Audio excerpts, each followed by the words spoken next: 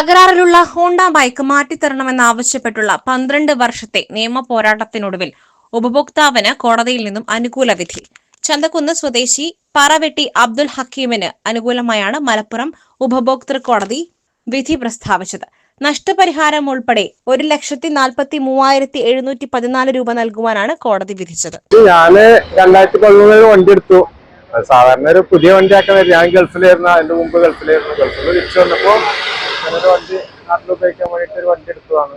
വണ്ടി എടുത്ത് ഇവിടെ അന്ന് ഹോണ്ടന്റെ ഷോറൂമില്ല, അപ്പൊ മഞ്ചേരി പോയിട്ടാണ് അന്ന് തന്നെ എടുത്തത് 2013. അപ്പൊ അവിടുന്ന് പിന്നെ വണ്ടി എടുത്തതായിരുന്നു. സാധാരണ പുതിയ വണ്ടി എടുത്ത ഒരു ഇതുണ്ടായിരുന്നു. അപ്പൊ അതെടുത്ത് അപ്പൊ എനിക്ക് സക്സസ്ഫുൾ അല്ലത്. പിന്നെ അതിന്റെ ഇത് കണ്ടാലേ എന്ന് വെച്ചാൽ അതിന്റെ മൈലേജ് അവര് പറഞ്ഞു തന്നെ 72ആയിരുന്നു.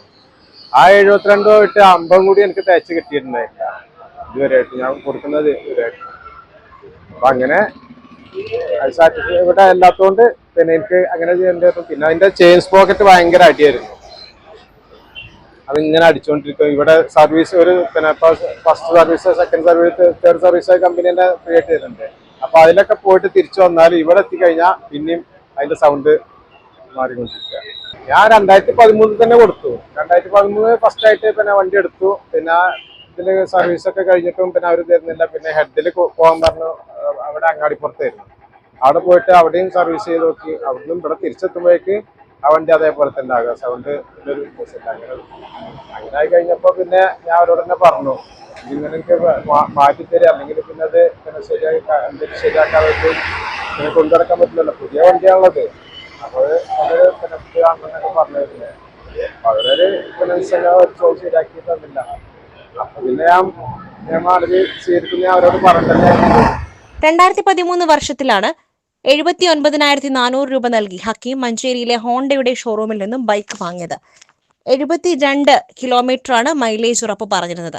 50-ൽ താഴെയാണ് മൈലേജ് കിട്ടിയത്. കൂടാതെ ബൈക്കിൽ നിന്നും പ്രത്യേക ശബ്ദവും കേട്ടിരുന്നു. സർവീസ് ചെയ്ത് തകരാർ പരിഹരിക്കാമെന്ന് കമ്പനി അറിയിച്ചതോടെ പലതവണ ഫ്രീ സർവീസും അല്ലാതെയും ചെയ്തെങ്കിലും തകരാർ പരിഹരിച്ച് കിട്ടിയില്ല. ഇതോടെ ഹക്കീം മലപ്പുറം ഉപഭോക്തൃ കോടതിയിൽ പരാതി നൽകുകയായിരുന്നു.